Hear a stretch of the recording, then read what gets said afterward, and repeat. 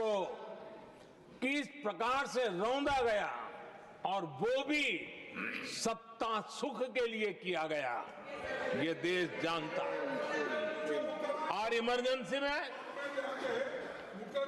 प्रसिद्ध सिने कलाकार देवानंद जी से आग्रह किया गया कि वे इमरजेंसी का समर्थन करें पब्लिकली। देवानंद जी ने साफ साफ इमरजेंसी पर समर्थन करने से इनकार कर दिया। उन्होंने हिम्मत दिखाई और इसलिए दूरदर्शन पर देवानंद जी की सभी फिल्मों को प्रतिबंधित कर दिया गया।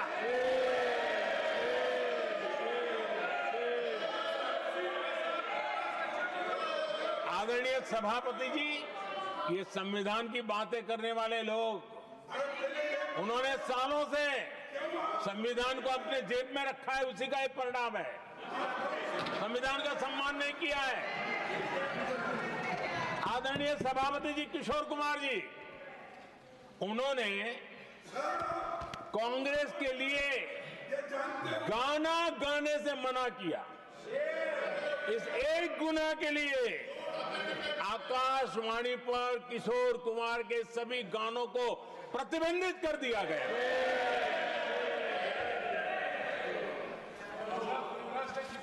आदरणीय सभापति जी, मैं इमरजेंसी के उन दिनों को भूल नहीं सकता और शायद आज भी वो तस्वीरें मौजूद है। ये जो लोकतंत्र की बातें करते हैं, मानव गरिमा की बातें करते हैं और बड़े बड़े भाषण देने के लिए शौकीन लोग हैं, आपातकाल में जॉर्ज फर्नांडिस समेत देश के महानुभावों को हथकड़ियां पहनाई गई थी, जंजीरों से बांधा गया था। संसद के सदस्य, देश के गणमान्य नेता,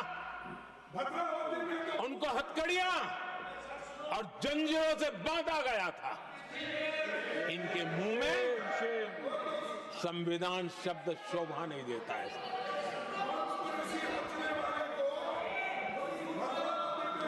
आदरणीय सभापति जी, सत्ता सुख के लिए, शाही परिवार के अहंकार के लिए इस देश के लाखों परिवारों को तबाह कर दिया गया, देश को जेल खाना बना दिया गया।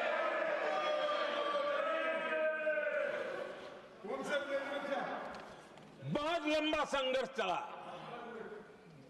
ये अपने आप को बहुत बड़ा 30 बार खा मारने वालों को जनता जनार्दन की ताकत को स्वीकार करना पड़ा, घुटने टेकने पड़े और देश में जनता जनार्दन के सामर्थ्य से इमरजेंसी हटी।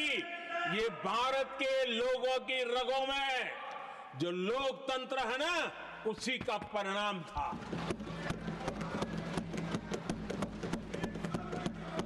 हमारे माननीय खड़गे जी आपके सामने बढ़िया बढ़िया शेर सुनाते रहते हैं और उनका शौक है शेर सुनाने का। और सभापति जी, आप भी बड़ा मजा लेते हैं।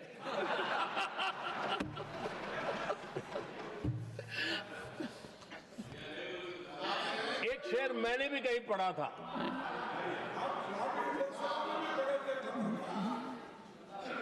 तमाशा करने वालों को क्या खबर, तमाशा करने वालों को क्या खबर,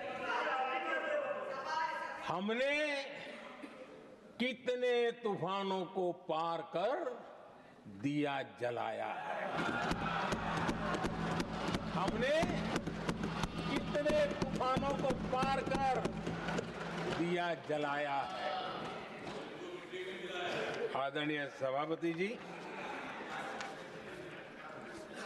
मैं आदरणीय खड़गे जी वरिष्ठ नेता है और मैं हमेशा सम्मान करता हूँ और इतना लंबा समय सार्वजनिक जीवन ये छोटी बात नहीं है और मैं इस देश में चाहे शरद राव हो, चाहे खड़गे जी हो, इन सब का, मैं हमारे देवगौड़ा जी बैठे हैं, ये असामान्य सिद्धियां हैं उनके जीवन की जो उन्होंने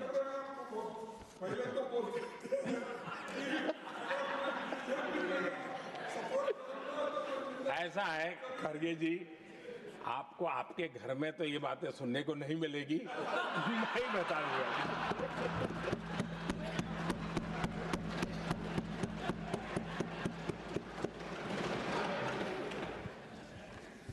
इस बार मैं देख रहा था कि खड़गे जी कविताएं पढ़ रहे थे, लेकिन जो बातें बता रहे थे, और आपने बड़ा सही पकड़ा था कि जरा बताओ तो सही भी ये कविता है कब की है? उनको पता था, सभापति जी, उनको पता था ये कविताएं कब की है। भीतर कांग्रेस की दुर्दशा का इतना दर्द पड़ा था, लेकिन वहां हालत यह है कि बोल नहीं सकते, तो उन्होंने सोचा ये अच्छा मंच है, यही बोल दें, और इसलिए उन्होंने नीरज की कविता के माध्यम से उनके घर के हालात यहां प्रस्तुत किए हैं।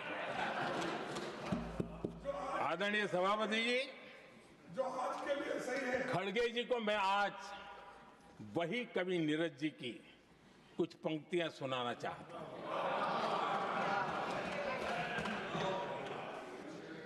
कांग्रेस सरकार का जो दौर था, उस समय नीरज जी ने ये कविताएं लिखी थी, और उसमें उन्होंने कहा था, है बहुत अंधियारा, है बहुत अंधियारा, अब सूरज निकलना चाहिए,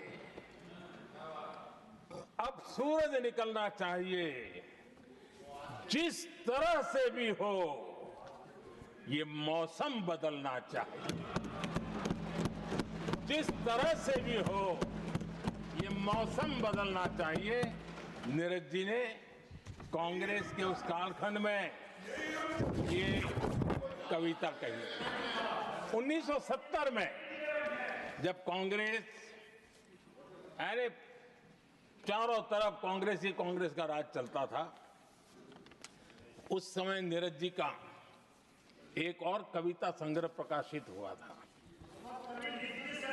फिर दीप जलेगा। हरिवंश जी तो अभ्यासु हैं, तो उनको भली भांति पता है। उस समय उनका यह संग्रह प्रसिद्ध हुआ था, फिर दीप जलेगा। उसमें उन्होंने कहा था, और ये बड़ा महत्वपूर्ण है, नीरज जी ने उस समय कहा था, मेरे देश उदास न हो। नीरज जी ने अपनी कविता में कहा था, मेरे देश उदास न हो, फिर दीप जलेगा, तिमिर ढलेगा, और हमारा सद्भाग्य देखिए, हमारे प्रेरणा पुरुष अटल बिहारी वाजपेयी जी ने भी 40 साल पहले कहा था, सूरज निकलेगा, अंधेरा छटेगा, कमल खिलेगा।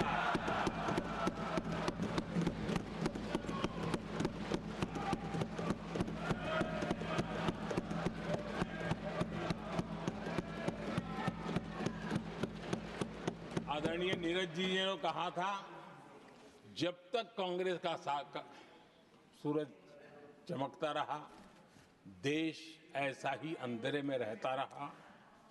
कई दशक तक ऐसे ही हाल बने रहे। आदरणीय सभापति जी,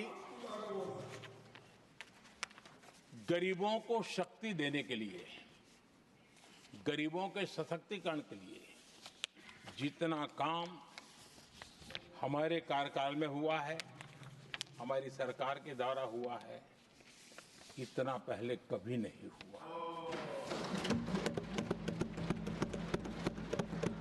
गरीबों का सशक्तिकरण और गरीब ही गरीबी को परास्त करे, उस दिशा